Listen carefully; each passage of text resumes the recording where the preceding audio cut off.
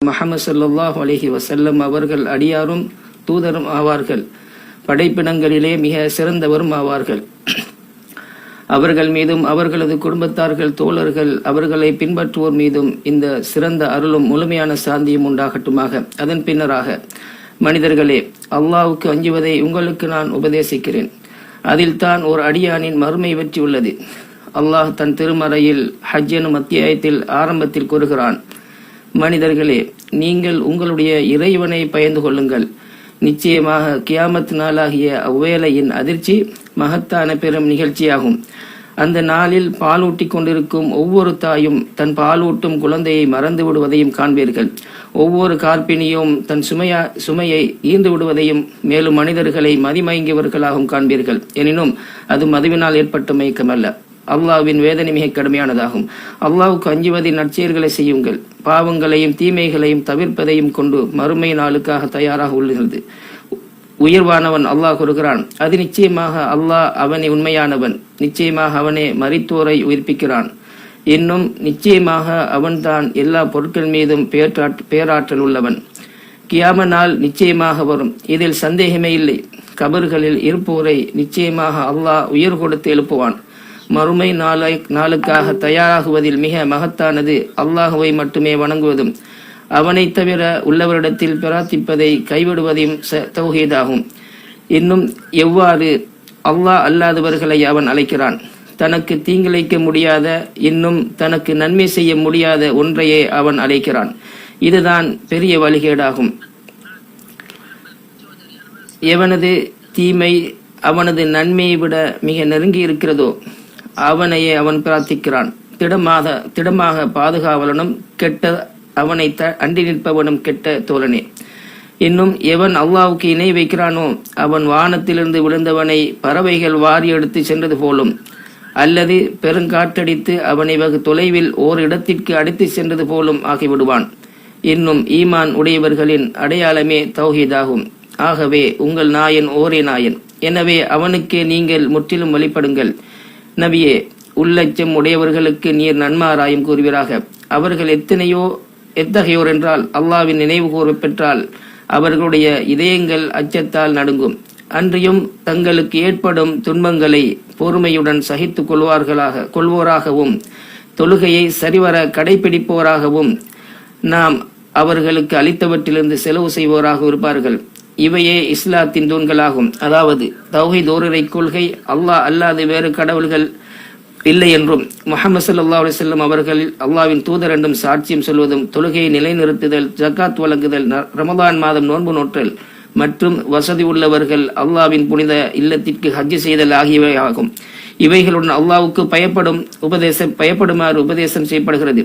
தன் இறைவனின் முன்னிலை நிற்பதை அஞ்சியவருக்கு இரு சுவன சோலைகள் உள்ளன. மேலும் அல்லாஹுவை வழிபடும் போதும் இன்னும் கஷ்டங்களின் போதும் பொறுமை காப்பதும் உபதேசம் செய்யப்படுகிறது. நிச்சயமாக பொறுமையாளர்களுக்கு அவர்களுடைய கூலி கணக்கின்றி முழுமையாக வழங்கப்படும். அத்துடன் அல்லாஹ் வழங்கிய அருளுக்காக நன்றி செலுத்துமாறு உபதேசம் செய்யப்படுகிறது. அவற்றை உங்களுக்காக அவன் இவ்வாறு வசப்படுத்தி கொடுத்தான், நீங்கள் நன்றி செலுத்துவதற்காக. மேலும் நிச்சயமாக படைப்புகளில் அல்லாஹுவின் பிரபஞ்ச விதிகளும் உள்ளன. அதன் மீது ஒவ்வொருவரும் அடியானும் நம்பிக்கை கொள்ள வேண்டும். இன்னும் அதிலிருந்து பிரயோசனம் அடையவும் வேண்டும். நிச்சயமாக அல்லாஹ் ஈமான் கொண்டவர்களை பாதுகாத்துக் கொள்கிறான். நிச்சயமாக நம்பிக்கை மோசம் செய்பவர்களையும் நன்றி கெட்ட மோசக்காரர்கள் எவரையும் நிச்சயமாக நேசிப்பதில்லை. மேலும் கண்ணியமிக்கவன் அல்லாஹ் சொல்கிறான், அல்லாஹ்வுக்கு எவன் உதவி செய்கிறானோ அவனுக்கு திடனாக அல்லாஹ் உதவி செய்வான். நிச்சயமாக அல்லாஹ் வலிமை மிக்கோனும் யாரையும் மிகைத்தோனுமாக இருக்கிறான். அதில் அல்லாஹ் சொல்கிறான், அநியாயம் செய்த எத்தனையோ ஊரார்களை நாம் அளித்திருக்கிறோம். அவற்றின் முகடுகள் மீது அவை விழுந்து கிடக்கின்றன. எத்தனையோ கிணறுகள் பாலடைந்து கிடக்கின்றன. எத்தனையோ வலுவான மாளிகைகள் பால்பட்டு கிடக்கின்றன. மேலும் அல்லாஹ் சொல்கிறான், அநியாயங்கள் செய்து கொண்டிருந்த எத்தனையோ ஊர்களை நான் அவகாசம் கொடுத்தேன். பின்னர் அவர்களை பிடித்து கொண்டேன். மேலும் என்னிடமே மீண்டும் வர வேண்டும். அத்துடன் அல்லாஹ் தன்னுடைய தோழரான இப்ராஹிம் நபியின் ஹஜ்ஜிக்காக அழைப்பு விடுக்குமாறு கட்டளை விடுகிறான். அல்லாஹ் சொல்கிறான், ஹஜ்ஜை பற்றி மக்களுக்கு அறிவிப்பீராக. அவர்கள் நடந்து வருவார்கள். வெகு தொலைவில் இருந்து மெலிந்த ஒட்டகங்கள் மீதும் ஒவ்வொரு முடுக்குகளில் இருந்தும் வருவார்கள். தங்களுக்குரிய பலன்களை அடைவதற்காகவும் அறியப்பட்ட சில நாட்களில் அல்லாஹ்வின் பெயர் ஞாபகப்படுத்துவார்கள். அவர்கள் அல்லாஹ்வுக்கு அளித்துள்ள பிராணிகளில் இருந்து பிறருக்கும் உண்ண கொடுப்பார்கள். ஆமாம், அவர்கள் தங்களுக்குரிய நன்மைகளை அடைவதற்காகவும் அல்லாஹ்வின் பெயரை நினைவு கூறுவதற்காகவும் தொலைதூர இடங்களிலிருந்து ஹாஜிகள் வந்துள்ளனர். ஹஜ்ஜுடைய வழிபாடுகளை நிறைவேற்றுவதற்கும் அல்லாஹ்வின் திருப்தியை பெறுவதற்கும் அவனது நற்கூலியை நாடியும் மகத்தான காபாவாகிய அவ்வில்லத்தையும் இன்னும் சங்கைமிக்கும் இடங்களையும் கண்ணியப்படுத்துகிறார்கள். அல்லாஹ் சொல்கிறான், அந்த மஸ்ஜிதுல் ஹராமை விட்டும் மனித சமுதாயத்திற்கு எதனை புனிதத்தலமாக நாம் ஆக்கியிருக்கிறோமோ அதிலே தங்கியிருப்பவரோ வந்துடையவரோ வரத்துடையவரோ எவராக இருந்தாலும் யார் அதிலே அநியாயம் செய்வதன் மூலம் வரம்பு மீற விரும்புகிறானோ அவனுக்கு நோவினை தரும் வேதனையிலிருந்து சுவைக்க செய்வோம். இந்த இடத்திற்கு அவர்கள் வருகை தந்தது ஏகத்துவ அழைப்பிற்கு பதிலளிக்கும் விதமாக வணக்கத்தை கொண்டு அல்லாஹுவை ஒருமைப்படுத்தவும் இணை வைப்பை கைவிடவுமாகும். அல்லாஹ் சொல்லுகிறான், நாம் இப்ராஹிமுக்கு புனித ஆலயத்தின் இடத்தை நிர்ணயித்து, நீர் எனக்கு எவரையும் இணை வைக்காதீர், என்னுடைய இந்த ஆலயத்தை சுற்றி வருவோருக்கும் அதில் ருக்கு சுஜூது செய்து தொழுவோருக்கும் என்னுடைய வீட்டை தூய்மைப்படுத்துவீராக என்று கூறினோம். எனவே இந்த வீடு ஆண் அதன் கண்ணியத்திற்கு பொருத்தமில்லாத எல்லாவற்றிலிருந்தும் சுத்தப்படுத்தப்பட வேண்டும். எனவே ஹஜ்ஜில் தீய பேச்சுகளோ சச்சரவுகளோ இல்லை. இன்னும் அரசியல் கோஷங்களோ கட்சி சார்ந்த அழைப்புகளோ இல்லை. அல்லாஹ்வுக்கு அடிபணிதலும் அவனது நபியான முஹம்மது ஸல்லல்லாஹு அலைஹி வஸல்லம் அவர்களை பின்பற்றுதலும் மட்டுமே இருக்க வேண்டும். வெளிப்படையான மறைமுகமான தூய்மையும் உடன்படிக்கைகளும் வாக்குறுதிகளையும் முழுமையாக நிறைவேற்றுதலும் பிறருடைய உரிமைகளை மதித்தலும் மட்டுமே அங்கு இருக்க வேண்டும். அல்லாஹ் சொல்லுகிறான், இதுவே முறையாகும். மேலும் அல்லாஹ்வின் புனிதமான கட்டளைகளை யார் மேன்மைப்படுத்துகிறாரோ அது அவருக்கு அவருடைய இறைவனிடத்தில் சிறந்ததாகும். இதுதான் இறைவன் வகுத்ததாகும். எவர் அல்லாஹ்வின் சின்னங்களை மேன்மைப்படுத்துகிறாரோ நிச்சயமாக அது உள்ளச்சத்தால் ஏற்பட்டதாகும். இந்த ஹஜ்ஜிலே ஒற்றுமையும் பரஸ்பரம் அறிமுகமாகிக் கொள்ளுதலும் ஒருவருக்கொருவர் ஒத்துழைப்பதும் மற்றும் இஸ்லாமியர்களிடத்தில் பரஸ்பர பொறுப்புணர்வும் வெளிப்படுகிறது. இந்த வழிபாடுகளை நிறைவேற்றுவதில் அவர்கள் வெவ்வேறு மொழிகளில், நிறங்கள் மற்றும் வெவ்வேறு நாடுகள் சேர்ந்தவர்களாக இருந்த போதிலும் ஒருவரை ஒருவர் நேசிக்கும் சகோதரர்களாக இருக்கின்றனர். இதனால் அவர்கள் தங்களுக்குரிய நன்மைகளை அடைகிறார்கள். மேலும் தங்கள் அறுக்கும் பலிப்பிராணிகளிலிருந்து அல்லாஹ் சொல்லுவது போல கஷ்டப்பட்ட ஏழைகளுக்கும் எளியவர்களுக்கும் உண்ண கொடுக்கிறார்கள். மேலும் ஹாஜிகளின் செயல்களின் நன்மை செய்தலும் பேச்சுகளில் உண்மை இருக்க வேண்டும். அல்லாஹ் சொல்கிறான், மேலும் பொய் உரைப்பதையும் தவிர்த்து கொள்ளுங்கள். அரபா மைதானத்தில் நிற்பதில் உங்களுக்கு குறித்து அல்லாஹ் தன் வானவர்களிடம் பெருமையோடு பேசுகிறான். அது ஒரு மகத்தான நிலையாகும். அதில் தான் அல்லாஹ் பின்வரும் வசனத்தை இறக்கினான், இன்றைய தினம் உங்களுக்காக உங்களது மார்க்கத்தை நான் முழுமையாக்கிவிட்டேன். எனது அருட்கொடையை உங்கள் மீது நான் நிறைவு செய்துவிட்டேன். மேலும் இஸ்லாத்தையே உங்களுக்கு மார்க்கமாக தேர்ந்தெடுத்து கொண்டேன். எனவே நேர்வழி காட்டியான நபி ஸல்லல்லாஹு அலைஹி வஸல்லம் அவர்களை பின்பற்றுங்கள். எனவே நபி அவர்கள் அரபாவில் லுஹர் மற்றும் அசர் தொழுகைகளை ஜம்உ மற்றும் கஸ்ராக தொழுதார்கள். பின்னர் சூரியன் மறையும் வரை அமர்ந்து அல்லாஹுவை நினைவு கூர்ந்தார்கள். பின்னர் முஸ்தலிஃபாவிற்கு சென்று அல்லாஹ் சொல்வது போல பின்னர் அரபாவிலிருந்து திரும்பும் போது மஹ்ஷருல் ஹராம் என்னும் தலத்தில் அல்லாஹுவை திக்ரு செய்யுங்கள். உங்களுக்கு அவன் நேர்வழி காட்டியது போல அவனை நீங்கள் திக்ரு செய்யுங்கள். நிச்சயமாக நீங்கள் இதற்கு முன் வழி தவறியவர்களில் இருந்தீர்கள். பெருநாள் அதிகாலை வந்ததும் மினாவை நோக்கி சென்றார்கள். அல்லாஹ் சொல்கிறான், பிறகு நீங்கள் மற்ற மனிதர்கள் திரும்புகின்ற இடத்திலிருந்து நீங்களும் திரும்பிச் செல்லுங்கள். அல்லாஹுவிடம் மன்னிப்பு கேளுங்கள். நிச்சயமாக அல்லாஹ் மிக்க மன்னிப்பவன், மிக்க கருணையாளன். எனவே மினாவை அடைந்ததும் ஜம்ரத்துல் அக்கபா மீது கல்லெறிந்தார்கள். தங்களது பலிப்பிராணியை அறுத்தார்கள். தலையை மலித்து கொண்டார்கள். இன்னும் தலைமுடியை கத்தரிப்பதற்கும் அனுமதி அளித்தார்கள். பின்னர் புனித இல்லத்தை தவாப் செய்தார்கள்.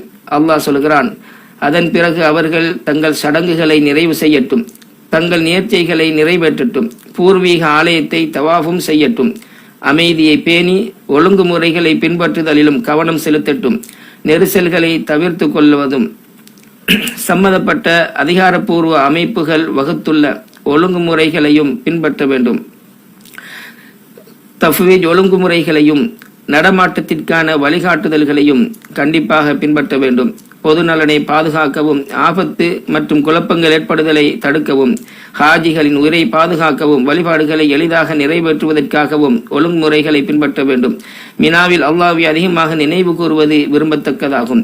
அல்லாஹ் சொல்கிறான், நீங்கள் உங்கள் ஹஜ் வழிபாடுகளை முடித்துக் கொண்டால் உங்கள் தந்தைமார்களை நீங்கள் நினைவு கூறுவதைப் போல அல்லது அதைவிட அதிகமாக அல்லாஹ்வை நினைவு கூறுங்கள். ஐயாமு தஷ்ரீக் நாட்களில் ஒவ்வொரு நாளும் தலா 7 சிறுநாட்களை கொண்டு ஹாஜிகள் 3 ஜம்ராக்களிலும் கல்லெறிவார். இதில் சிறந்த வழிமுறை 13ஆம் நாள் வரை மினாவில் தங்கியிருப்பதாகும். எனினும் 12ஆம் நாள் அன்றை புறப்பட்டு செல்லவும் முடியும். அல்லாஹ் சொல்கிறான், குறிப்பிட்ட சில நாட்களில் அல்லாஹ்வை நினைவு கூறுங்கள். எவர் 2 நாட்களில் அவசரமாக புறப்பட்டு விடுகிறாரோ அவர் மீது குற்றமில்லை. எவர் தங்கி விடுகிறாரோ அவர் மீதும் குற்றமில்லை. இது இரையாச்சமுடையவருக்காகும். நீங்கள் அல்லாஹ்வுக்கு அஞ்சிக் கொள்ளுங்கள். நிச்சயமாக நீங்கள் அவரிடமே ஒன்று சேர்க்கப்படுவீர்கள் என்பதை அறிந்து கொள்ளுங்கள். ஹாஜி தங்களது பயணத்திற்கு முன்னதாக விடைபெறும் தவாபை செய்ய வேண்டும். அல்லாஹ் சொல்கிறான், அவன் உங்களை தேர்ந்தெடுத்துக் கொண்டான். மார்க்கத்தில் அவன் உங்களுக்கு எந்த சிரமத்தையும் ஏற்படுத்தவில்லை. இது உங்கள் தந்தை இப்ராஹிமுடைய மார்க்கமாகும். அவனை இதற்கு முன்னர் இந்த குர்ஆனிலும் உங்களுக்கு முஸ்லிம்கள் என பெயரிட்டான். இத்தூதர் உங்கள் மீது சாட்சியமாக இருப்பதற்காகவும் நீங்கள் மனிதர்கள் மீது சாட்சியாக இருப்பதற்காகவும் ஆகும். எனவே தொழுகை நிலைநிறுத்துங்கள், ஜக்காத்தை கொடுத்து வாருங்கள், அல்லாஹுவை வலுவாக பற்றி கொள்ளுங்கள். அவனே உங்கள் பாதுகாவலன், அவன் மிக்க சிறந்த பாதுகாவலன். அல்லாஹுவை வலுவாக பற்றிக் கொள்வது என்பது தன் இறைவனிடம் ஒரு அடியான் குறிப்பாக இந்த ஹஜ்ஜின் புனித தலங்களில் பிரார்த்தனையை அதிகப்படுத்துவதாகும். அவை பிரார்த்தனைகள் அங்கீகரிக்கப்படுவதற்குரிய இடங்களாகும். உங்கள் இறைவன் கூறுகிறான், என்னையே நீங்கள் பிரார்த்தியுங்கள், உங்களுக்கு நான் பதிலளிக்கிறேன். அவர்களில் இப்படி சொல்பவர்களும் உண்டு, எங்கள் இறைவா, எங்களுக்கு இம்மையிலும் நன்மை தருவாயாக, மறுமையிலும் நன்மை தருவாயாக, இன்னும் எங்களை நரக நெருப்பிலிருந்து பாதுகாப்பாயாக. அத்தகையோருக்கு அவர்கள் சம்பாதித்த நற்கூலி மறுமையில் உண்டு. மேலும் அல்லாஹ் கணக்கெடுப்பதில் மிக மேலானவன். யா அல்லாஹ், ஹாஜிரிடமிருந்து ஏற்றுக்கொள்வாயாக. ஹஜ் வழிபாடுகளையும் அவர்களது பிரார்த்தனைகளையும் அவர்களது காரியங்களையும் எளிதாக்குவாயாக. அவர்களது பாவங்களை மன்னித்தருவாயாக. மேலும் பாதுகாப்பாகவும் நன்மைகளை பெற்றவர்களாகவும் வெற்றியாளர்களாகவும் அவர்களை தத்தமது நாடுகளுக்கு திருப்பி அனுப்பி வைப்பாயாக. யா அல்லாஹ், முஸ்லிம்களின் நிலைகளை சீராக்குவாயாக. சத்தியத்தின் மீது அவர்களது கொள்கையை ஒன்றுபடுத்துவாயாக. அவர்களது அனைத்து விவகாரங்களையும் நீயே பொறுப்பேற்றுக் கொள்வாயாக. அவர்களது மார்க்க மற்றும் உலகளாவிய அனைத்து சூழ்நிலைகளையும் நல்வழியில் திருத்தி அமைப்பாயாக. யா அல்லாஹ், இரு புனித தலங்களின் காவலர்கள் மன்னருக்கு அனுகூலம் புரிவாயாக. சல்மான் பின் அப்துல் அசீஸ் அவர்களுக்கும் அவரது பட்டத்து இளவரசர் அமீர் முஹம்மது பின் சல்மான் அவர்களுக்கும் இவ்வுலகத்திலும் மறுமையிலும் அவர்கள் இருவருக்கும் நற்கூலி கொடுப்பாயாக. நிச்சயமாக உன்னுடைய அடியார்களுக்காக அவர்கள் நன்மை செய்கிறார்கள். ஹாஜிகள் ஹஜ் கடமைகளை நிறைவேற்றுவதற்கு எளிதுபடுத்துகிறார்கள். இது சங்கை மிகு பள்ளிகளின் சேவையிலும் அவை இரண்டையும் நாடி வருபவர்களுக்கும் அவர்கள் தாராளமாக செலவழிக்கிறார்கள். யா அல்லாஹ், முஹம்மது ஸல்லல்லாஹு அலைஹி வஸல்லம் அவர்கள் மீது ஸலவாத்து சொல்வாயாக. அவர்களது குடும்பத்தார் மற்றும் தோழர்கள் மீதும் அருளையும் மிகுதியான சாந்தியையும் பொழிவாயாக.